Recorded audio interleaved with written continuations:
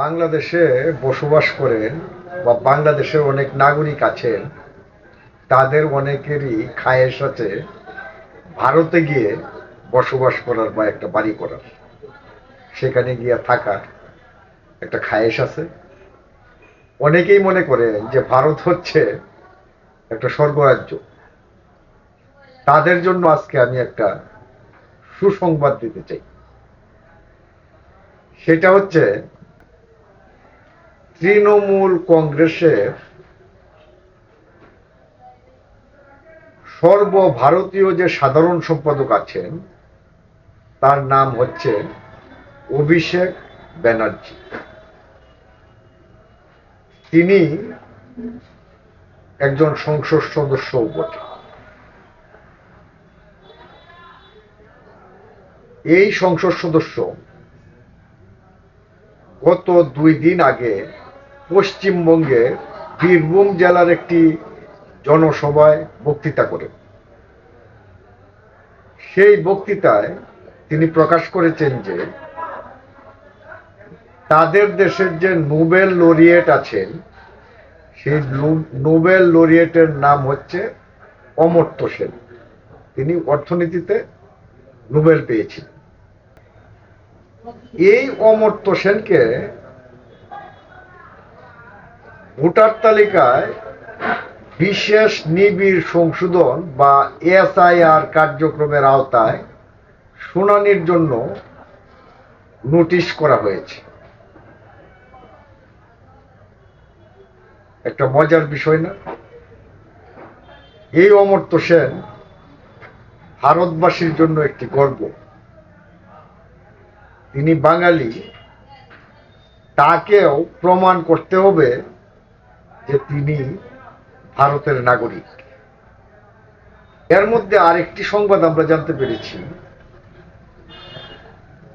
যে জনপ্রিয় কবি জয় গোস্বামী, তৃণমূল কংগ্রেসের যে সংসদ সদস্য দীপক অধিকারী অর্থাৎ দেব, তিনি হলো একজন অভিনেতা। তারপরে কৌশিক ব্যানার্জি সহ আরো অনেককেই নাগরিকত্ব প্রমাণের জন্য সেখানে বা এসআইআর শুনানিতে হাজির হওয়ার জন্য ডাকা হয়েছে। আরো চমৎকার বিষয় না? সেই ক্ষেত্রে আমি তাহলে বলবো যে ঠিক আছে, আপনারা যদি সবাইকে এইভাবে বাঙালি বা বাংলায় কথা বলে বা যাদের পূর্বপুরুষ এই পূর্ববঙ্গে ছিল তাদেরকে যদি খারিজ করে দিতে চান বা তাদেরকে যদি ভারতের নাগরিকত্ব থেকে বঞ্চিত করে দিতে চান, তাহলে আপনারা এক কাজ করেন। আপনাদের যে নাগরিক সুকুমার রায় আছেন না, তার ছেলে আছেন সত্যজিৎ রায়, তারপরে ওই যে অভিনেতা ঋত্বিক ঘটক, তারপরে ঔপন্যাসিক যে সুনীল গঙ্গোপাধ্যায়,